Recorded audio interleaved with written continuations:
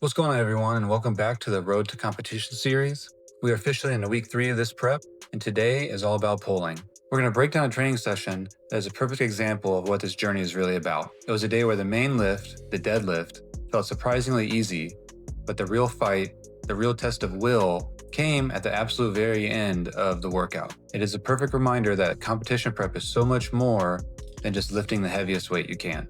If you're following along on your own prep, just starting your strength journey, or just love the grind of strength sports, make sure you hit that subscribe button right now so that you don't miss a single week of this journey. We're covering the highs, the lows, and everything in between. Let's get into it. All right, we're kicking things off, as always, with the main lift, deadlifts. This program called for sets of 4 with 420 pounds, and honestly, these felt fantastic. I ripped through all the sets, didn't really have much issue. The bar speed was high, my form felt locked in, and there was no real struggle to speak of. Now, for some people, hearing easy might make them think that the weight was too light.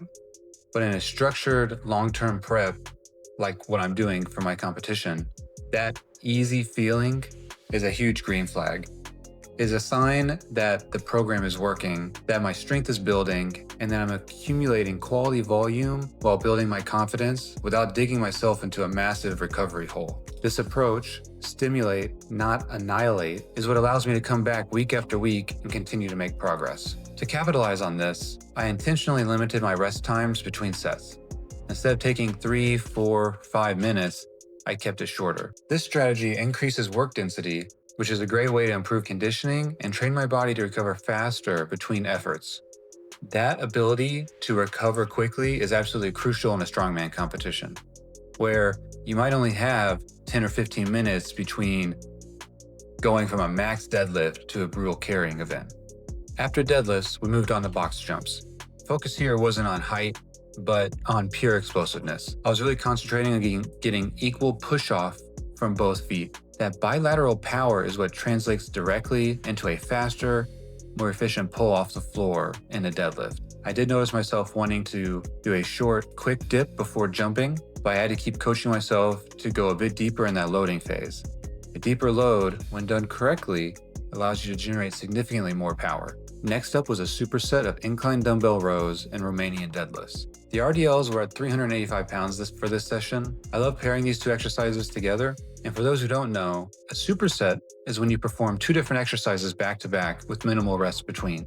It is an incredibly efficient way to train. It saves a ton of time, but it also jacks your heart rate up and turns the session also into a serious conditioning workout. By this point in the workout, I always have a good sweat going. The RDLs themselves have been feeling great lately, and I'm probably at the point where I need to push the weight up starting next week. To round out the back workout, I hit dumbbell shrugs and wide grip lat pull downs. For the shrugs, I have a very specific protocol. I use higher reps with a strict 90-second rest period. The technique cue I drill into my head is thinking about pinching my shoulder blades together at the top and then lowering the weight as slowly as possible. And I'll admit, when I'm trying to push the weight in this exercise, a lot of times I'll use a little bit of hip drive to get the weight started. For me, the most important part of this movement is the peak contraction and then the controlled negative. For the pull downs, it's all about mind-muscle connection. I'm focusing on a controlled eccentric, the lowering phase, and getting a deep stretch in my lats at the top of each rep. This is key for not only building a wider back, but a stronger one as well. And then came the finisher, aerodyne, bike, high-intensity interval training. This was a true test of the day.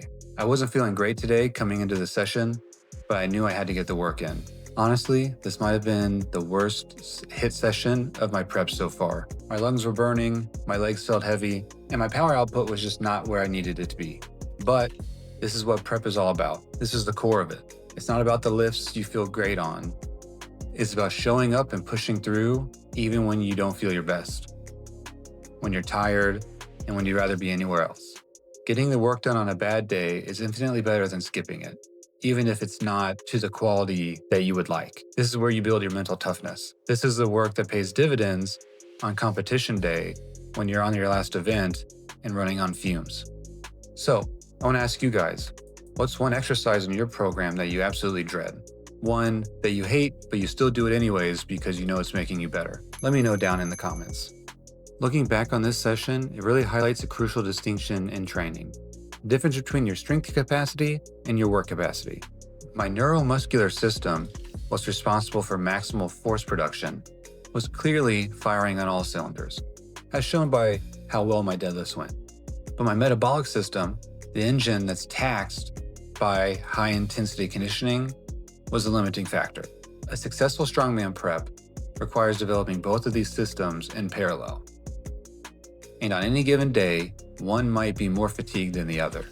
This session was a clear signal that my conditioning is a clear area that I need to focus on.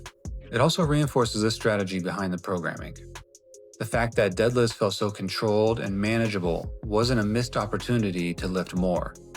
It was by design. It allowed me to have enough in the tank to push hard on the supersets and, most importantly, to survive the brutal HIIT session at the end of the workout. The goal of the day wasn't just to have a good deadlift workout. It was to maximize the overall training effect of the entire session. So, a solid day in the books. The weights are moving, but cardio is always a fight. Thanks for watching. Hit that like button if you enjoyed this detailed breakdown. And I'll see you in the next one for pressing day.